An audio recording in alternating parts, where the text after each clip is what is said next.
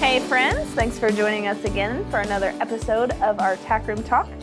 This week we are meeting with one of our veteran alumni, turned volunteer, Miss Christina Soro. Thanks for being here. Thanks for having me. Like I said, Christina has graduated from our program. She's now a volunteer. She's a lead feeder on Sunday nights, which is awesome for us. Mostly me. But she's also very, very creative, and I love that about her. Any project around here, I'm like, we gotta paint all of this. She's like, I'm in. So I truly appreciate that about her. It doesn't really matter what project I have. She'll jump right in, nails and all. So you always know she brings the glam when she comes. So. I try to bring a little flavor to it. Yes. So I love that about you and your personality. So Thank you. First things first, the question that I ask every guest that comes on is, what horse here at McCormick best describes your personality and why? Oh, okay. That's one I've been actually thinking about for a few days, and it's a lot harder than you would think. So I feel like I'm a combination of two horses. Okay. I feel like Willie, because he's a no thank you, kind of lovey, don't hug me, don't do that. Okay. Which I definitely have part of me. But at the same time, when someone needs comforting or if somebody needs to talk, I'm the first one to be like, what can I do for you? How can I help you? And he kind of does the same thing. Like I've ugly cried with Willie in his stall. And he starts off in the corner, and then I don't know if he feels it, or he comes over and he'll just like put his head in my chest. I'll cry it out, ugly cry. And then when he feels that it's done, he goes. And that's when I just feel that release. So kind of feel like I'm a little bit of that. Like I can be soft, but I'm like, no thanks. Yeah. And then the other one is Zip. Because everybody kind of looks at him like a dragon. And he's really not. He's really not. He's kind of squishy. If you talk to him right, it's not what you say to him, it's how you say it. Which I feel like is a huge part of me. Like I can get along with most people depending on how you talk to me. You know, I match energy. And I feel like he does that too. I feel like he matches energy. So what a great answer. Yeah. Wow, that was very well thought out. Great job.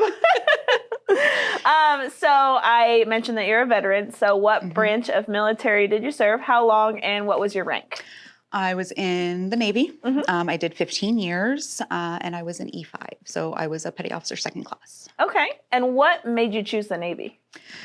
Well, I was in high school. I was in Marine ROTC. Okay. So everybody naturally thought that if she's going to do it, that's where she's going to go. But I actually went to each individual branch and spoke to each recruiter and just kind of felt out what would be the best fit. And the Navy recruiter, and I know a lot of people don't like their recruiters, they get it. Mine was actually honest with me. He was very truthful, very forthcoming of what to expect, what was going to happen, which I really respected. Everybody else was like, come on, we'll go take the ASVAB right now. Let's do this. And I'm like, hold on, I'm 16. Like, slow your roll. But he was the only one in the Navy recruiter was the only one that actually took the time to be like, this is what to expect. He came to my graduation when I graduated high school because I entered the delayed entry program. So he helped tutor me my last year, you know, in some subjects that I was struggling in, and that was why I chose them. That's awesome. Yeah. I feel like it's very fitting that you did your research. That is very you. Yes. I got to know all the details. I need to know what my options are. Yes, absolutely. How did you find out about McCormick, and what made you come here specifically? So I met Frankie at our hairdresser. We were just kind of sitting in the salon talking, and she had somehow in passing, we had mentioned I was in the military, and she's like, me too. And we started talking about that, and she's like, hey, you should come out to the barn. And it took her about a year of come to the barn, come talk to us. Come on, you're going to enjoy it. I promise you, you're going to love it. before I finally took it, after doing traditional therapies at the VA and all that stuff, finally I was so frustrated. I was so over it. That I was like, you know what? Let me just go check this out. Let me go see what it's about. And from the moment I stepped foot in the barn, I felt like I belonged here. Like, this is where I need to be. That's awesome. That's incredible. Now, how long ago did you do the program? I went through the program back in 2021. Okay. I actually did twice in 2021 because we did, our class, and then we did, I think they were doing a beta test. Okay. For some other curriculum that they were trying out.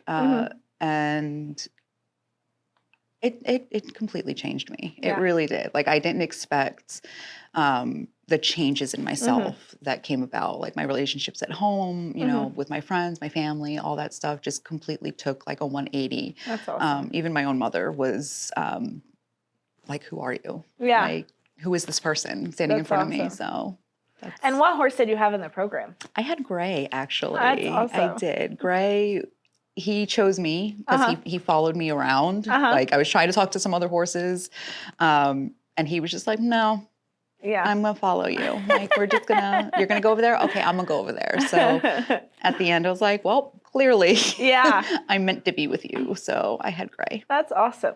So for our veteran Camp McCormick program, the very first week we do an exercise called Choose or Be Chosen. And we'll put all of the horses in the pens, and we let all of the veterans, we recommend they mingle with 3 different horses and then make a choice. So when you hear her say, he chose me or I chose him, that is the first week you become partners with this equine that you're going to spend 12 weeks with and grow with. Absolutely. And that's awesome. So what do you think that Gray taught you through the program? Gray taught me patience. Okay. He's all or nothing.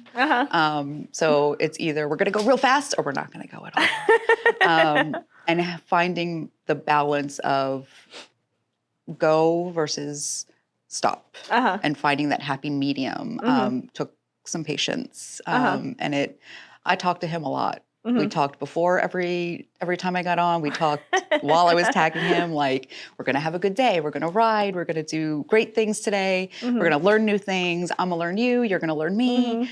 And it was a good matchup. I think it was a good matchup because he taught me to slow down. Yeah. It's okay. It's okay to just be. That's what he taught me. Now, I think that's cool that you say that, because like when he was in your class, you're doing different things than you are now, because I have had the pleasure of teaching you in Gray more recently. And it's been a little bit more like, you're the boss, make him go, come on, ask him what you want. Be decisive in your communication. So it's kind of cool to see the both different aspects of it, depending on what you're trying to get out of them. But now we're doing a lot more advanced things now. It's not just walking and trotting, and so that's cool. It's neat to see the difference. I wasn't here last, when you had him in the program, but it's really, really cool to see your progress with it, and every horse. I mean, I've gotten to see you ride a lot of different horses recently, and I think it's cool how much you've grown on all of them. Thank you. And I love that your willingness to learn. You kind of get this little point where you freak out just a little bit, and then you're like, I'm gonna be tough. Got this. I'm the boss. I got this. And then you're just like a completely different. So your reset is really fast. And I think that's really neat, because horses have that also. Like, they don't hold a grudge. They don't stay mad. That's what I learned from them. That's one of the biggest things I learned from them, was how to reset after having that, oh my God, meltdown. Like, don't freak out, don't cry, don't cry, don't cry. I'm good. Like, and being able to move on. Because even before going through the program, there was a point where, like, once I hit that point, I would be down for days. And it was very hard to bring myself back up. And that was one of the biggest lessons that I learned through the horses, was how to have that moment. And it's okay to have that moment. Sure. But then how do you move past that moment? And that's really what they taught me, was how to get past that moment once it happens. That's awesome. I fully agree with you. I think that's That's a great piece of advice to take away from horses. Yes. I'm sure you have a lot of memories here. Oh, God. But what is one of your favorite memories here? I think the first time I performed on the drill team. Okay. The first time we did a performance with the drill team, that was a moment for me. That was like a coming full circle. Like, you know, I've earned my place here. Like, I'm doing all the things because, you know, I want this to be a part of my life. Like, I didn't realize how much I wanted it to be a part of my life until I started really taking the lessons and doing the things. So that to me was a very pivotal moment of this is where I'm supposed to be. This is what I'm supposed to be doing. That's awesome. So. And who did you ride for your drill team performance? It was Willie, actually. Yeah. It was Willie. He was my boy. And so when did you join the drill team? 2 years ago. Okay. 2 years ago. So yeah. 2023. 23, yeah. Seems good. Yeah. And do you remember where your performance was at? It was here. Yeah? It was here. It was for the roundup. Oh, awesome. Yep. Very cool. Very cool. Yeah, that's a great memory to have. Yeah. Yeah. What is your ultimate riding goal? There's a lot. Yeah. There's a lot. You know, not only do I spend time here at McCormick and you know, volunteering and all that kind of stuff, I also like to go to the rodeos on the weekends. Yep. So I think one of my ultimate goals would be to ride with the girls at the rodeo. Like that to me would be just the pinnacle of like, I don't need anything else. Like, this is good. I'm good doing this. Yeah. You know? I love it. That's a great goal to have. Absolutely. I see it in your future. I mean, and like I said, you definitely put in the time and the work and the effort and, you know, doing all the things. Like, you can't do much more. Right. And I feel like the more horses you ride, the better you get. Like, even though you might have a bad day on one, you know, and one horse is going to ride completely different than another horse. Yes. And, you know, I mean, we have 13 horses with 13 different personalities here. Yeah. So, I mean, they're all different, just like people are all different. Listen, and in the best ways, though. Like, in the best ways. Because, like, you come in and you look at the board and you're like, all right, who am I on today? And you kind of like, you're either like, sweet, I'm not going to have to do a whole lot today. This is going to be a cakewalk of a lesson. And then there are days you walk in and you're like, oh, my legs are going to be on fire tomorrow. Like, it's going to be, all right, let's do this, you know. Yeah. But I enjoy that change up. I enjoy that challenge and that, you know, and you get to learn them all, you know, because again, they all have such unique and different personalities that it's like, all right, we're going to talk through it. I'm going to talk to you the whole time while we're tacking up. I'm going to talk to you the whole time while we're walking out. And then we're going to have a good ride. You know, I may get frustrated. Yeah. But I'm going to come back to center and it's going to be okay because I'm always going to learn something. Yeah, absolutely. Oh, I love that you made that point. I mean, even if it's just a trail ride, you learn something, you know? I mean, you could never get out of a walk and still learn. Yeah, exactly. And it's just they're all different in so many different ways. So, yes, they are. That's awesome. What advice would you give to someone considering going through either this program or a program like this? Just do it. It's hard to admit when you need help. It's hard to admit when things aren't working out right. But once you've come to that frustration level and that conclusion that, okay, I need something more, I need something different. Programs like this, just do it. Even if you have no horse experience, if your best experience what you have on a horse is on a carousel, that's all you need. Yeah. That's all you need. You don't need much more than that because everything gets taught to you. Yeah. Everything is shown to you. Everything is so meticulous about, you know, this is what we're doing here today. And this is, you know, this is what our goals are for today. Yeah. It just do it. Yeah. Just do it is really the only advice I can give. I love it.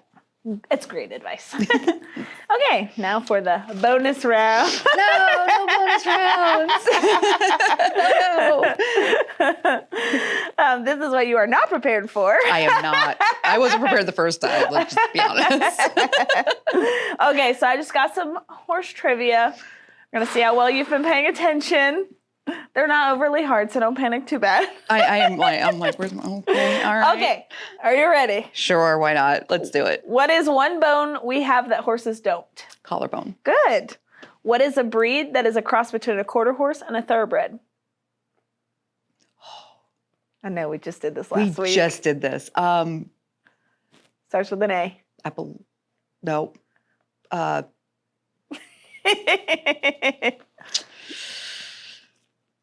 It's not coming to me. Appendix. Yes, so close. I know. I only threw this in here because we talked about it last week. Yes. What color of a horse has a brown body with a black mane and tail? Bay. No. Yeah. Yes. You got it. Okay. You got it. Bay. Bay. Yes. And who are our bay horses here? Lindy. And Teddy. Yep. Very good. Name 3 parts of a horse. 3 parts of a horse? I mean, I can go for the easy, obvious ones. You have the hoof, you have the coffin bone, and you have the stifle. Perfect. Yeah. I made these, like I said, they weren't too hard. Name 3 parts of a saddle. The cantle, the pommel, and the skirt. Good. 3 breeds of horse. Appaloosa, paint, quarter horse. Good. How many horses currently at McCormick? 13. I was like, I just said that. And I was like, that was I'll one feed of my them questions. on Sundays. You do. Who's our oldest horse here? Gray. Yep. And we think he's 25-ish. Give or take. Who's the youngest horse? Merlin. Yep. And how old's Merlin?